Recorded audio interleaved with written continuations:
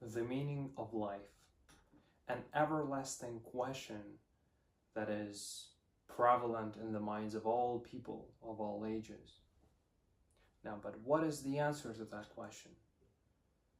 In order to find the answer to that question, I delved deep into my own understanding of life and death and the circle of, of us being here in this world and in other worlds as well. And I came to this realization that our life here on this planet, in this flesh, with this blood in our veins, is a test before the second life, life that is much more vital and much more significant. I have written down the idea in great detail, and I think I explained it pretty well here, so I'll read it to you. So, as explored in The Universe Crusaders, which is a trilogy of my fantasy novels from my saga of the unknown known, a life on Earth is a test before the ascension.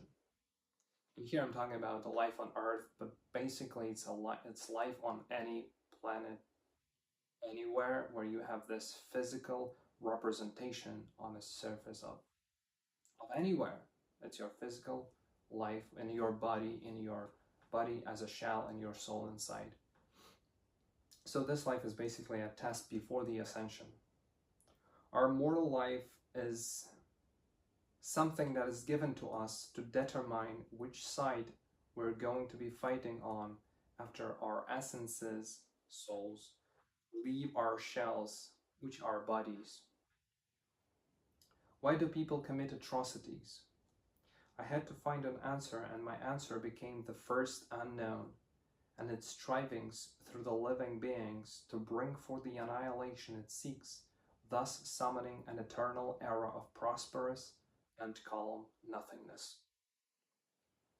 If you already read The Chest Mystery, my trilogy of fantasy novels, you know about the second and the first unknown and the mythology I created behind the creation of the world, of how it was actually an accident of how it created, from nothing, basically from complete blackness life appeared. And so the power that brought forth the inevitable, actually the birth of the world, split into two parts, first being the first unknown and the second unknown. Why the unknown? Well, it's because it is unknown. What is this energy? It is something that was unknown and shall forever remain completely, I mean, not to the fullest extent, but still unknown. And so the first unknown became this power that was governing and willing to bring forth the old principle of death, of something that never existed, which is life. Life should have never been born in the mind of this, in understanding of the first unknown. And so this energy wants to bring everything as it was before, which is nothing. So nothing exists. And the second unknown, which is basically life itself, life and good, the good principle. This is the evil principle. How do we determine what is good and what is evil? Well, it was actually, it took me my whole life to come up with this revelation, so to speak.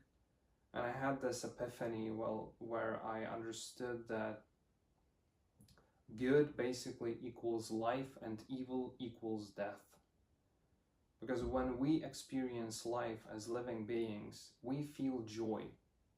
When we experience death and pain and suffering, which pain and suffering ultimately leads to death,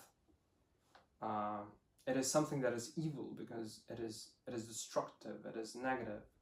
And so it is really, to be honest, a simple explanation of what good and evil is. You know, sometimes people, when they read, I don't know, or watch a story, like they watch Star Wars, they say, oh, Jedi are good, Sith are evil, why is that? And so forth and so on. And now, there in the Star Wars mythology that George Lucas created, there's no like explanation that why is the balance such when there are Jedi but no Sith. Like, it's not explained that Jedi bring life and Sith bring death, because their conflict in the end it still ends in death. But in the Universe Crusaders, I explain it in such a way that if the Universe Crusaders, who are the ascended essences by the second unknown, by this principle, which gave them second life in order for them to protect life, in order for it not to cease to exist ever, they are fighting so basically life can persist. And the universe defilers, who are ascended by the first unknown, but the principle of evil, who wants to bring back nothingness, they are fighting for death. Now, ultimately, if Universe Crusaders fail and if they don't fight, death will come to everyone. And the Universe Defilers won't rule. They will just destroy everything, and then they will quietly merge with the first unknown, thus becoming nothing. The Sith and Star Wars are different, of course. They are hungry for power. They have these emotions that are boiling inside them. They have anger and lust and all of those things. But they don't generally seek the destruction of all, because if they destroy all, there's nothing to rule. There are no one to oppress, to possess, and so it's a bit different, obviously. Yes, and so for me, the meaning of life here is a test. And now, of course, none of us knows what really will happen after our shells, our mortal shells, die. What happens with our collective memories, with our principles, everything that is combined into one, our soul, our essence, what will happen to it. But I generally believe that second life awaits, and it will be either serving the good or serving the evil. And we have to make our choices here and now.